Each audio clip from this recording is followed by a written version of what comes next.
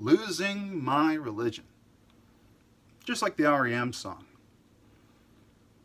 So, first I ask this question. Well, this is actually a secondary question, but it comes as a reply, and so it appears to me on the phone now, looking at tweets and replies, to be above. And that kind of actually works in context. So, who are the popes of your modern religion? Or who are the popes of your favorite modern religion? Popes. In a modern religion, I've broken it down kind of like this. It's still a work in progress, but I kind of like the hierarchy here and the dynamic. So popes are sort of the ultimate authority on a given modern religion. Modern religions being such things as listed on my Twitter. You can see censorship, moral panic, outrage culture, social justice, global warming, institutions, and several others. So, oh look, it's time for the show. Guess you're already here. That was the back stage access. No, it was really the start, and that was a mistake. So,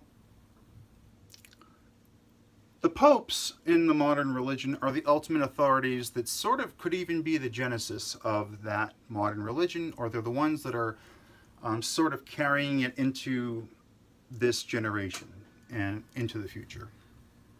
Then below them you have the prophets. Now prophets are just like the popes. They're teachers and persuaders toward that modern religion.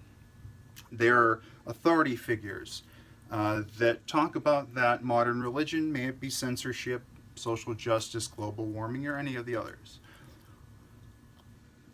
I'm getting a little parched already, so I think it's a good time to tell you a little bit about tonight's sponsor, Truly Hard Seltzer. It's truly delicious. So I'm going to try some of this Truly right now.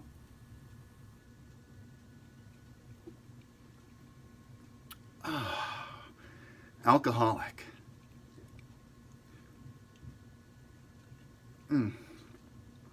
So this is with a hint of blueberry and acai. I'm not sure if that's how you say that, but acai. 5% alcohol by volume. Truly delicious.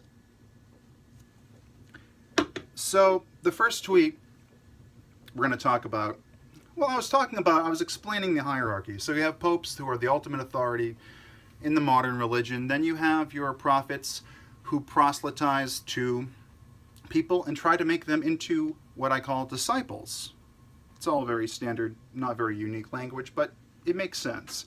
So disciples are just generally folks that believe in that particular modern religion. And then you have your martyrs. This is pretty much anybody, notably an authority figure, but anybody that doesn't believe in that modern religion. And they're kind of cast out and considered to be pariahs in potentially the world at large. So that's a martyr. But losing my religion. Religion is a form of control. Question 1. What are the best methods for a deity to maintain its mass belief? Older religions controlled through gods.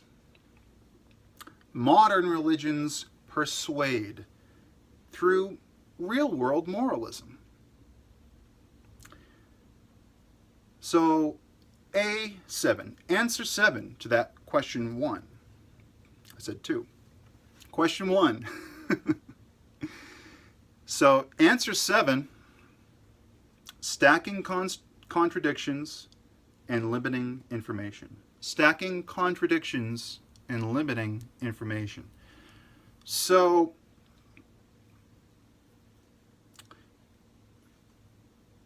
what are the best methods for a deity to maintain its mass belief? And religion being a form of control. Modern religion, modern form of control. Older religions controlled through gods. So they had their, I've never really studied theology, so I am not the best at this topic. I am agnostic. I don't really have a religious belief in that manner. At this point, I'm agnostic personally, and I'm also agnostic to the modern religions. So these modern religions, they persuade. It's the act of bringing you in and trying to win you over, to get you in the camp. They do it through real world moralism, though, which is basically very similar to how you have religious law.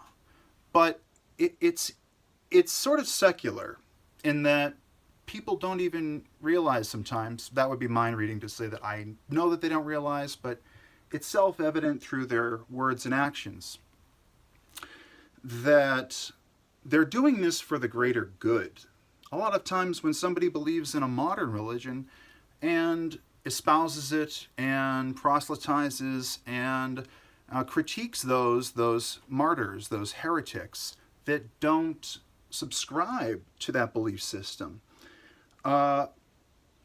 they use real world moralism. Think of the children, think of, whoever it might be, or whatever the situation might be. Consider the poor, the elderly. Consider men, consider women, whatever it might be. It's some form of moralism. That's a modern religion. But how do you get there? How do you persuade somebody to your modern religion? It's a great question. There's many, many answers. So I went ahead and I just threw out answer 7 because, hey, I'm not sure, if answers 1 through 6 are better or worse. I don't know how many answers, if there's millions past that. But I gave answer 7, and that is stacking contradictions and limiting information. Now, first you have limiting information. We'll start with limiting information because censorship is part of that, and just sort of making sure that people are not informed, because if they were informed, it would be more difficult to persuade them to your belief system. But how do you get there? Again, you have the layer of censorship, and you have, casting out voices and discrediting people and smearing people and eventually doxing them and all these awful, awful, terrible things that people do to each other. But they have stacking contradictions. And what this means is when you get to a point where you have two people with different opinions, and sometimes they contradict, and sometimes they're both persuasive. Sometimes it's clear which one is more credible. But when you start stacking contradictions on top of each other and just stack them and stack them, things that just don't make sense, it's like you start with a level of cognitive dissonance between two viewpoints and not wanting to change despite new information because of confirmation bias, but then you have stacking contradictions to further increase the complexity and to further sort of just kind of mind fuck a little bit. But it has to do, when you get somebody in between what should be the truth and what they believe to be the truth and what actually is the truth. If those two things are different, they can get caught in between. And stacking contradictions is a way to confuse, to just keep on adding another layer and then another layer of contradiction. Just keep on going and going and going. And eventually it becomes too, emotionally difficult to accept new information. And thus you then have so many contradictions, so much confusion, chaos in somebody's mind from all this conflicting information that just causes all this cognitive dissonance, and you stop believing things that are true, and everything just becomes problematic. for you. And this makes you more susceptible to being persuaded to the modern religion. So I say losing my religion, but it's kind of like finding my religion if I just got persuaded to in the right way. And I am open to persuasion. Like, I am not closed-minded. I am open-minded. You know, I consider myself a bit of an information addict. That was my brother, by the way, that texted me. I'm a bit of an information addict. And so it's, you know, I want more and more, and that makes it kind of a little harder to persuade to me because I keep on taking in information. And there's an effect Scott Adams has talked about, which is sort of the well. And you listen to one opinion, and then it persuades you. You're there. You already, you know, you agree fully.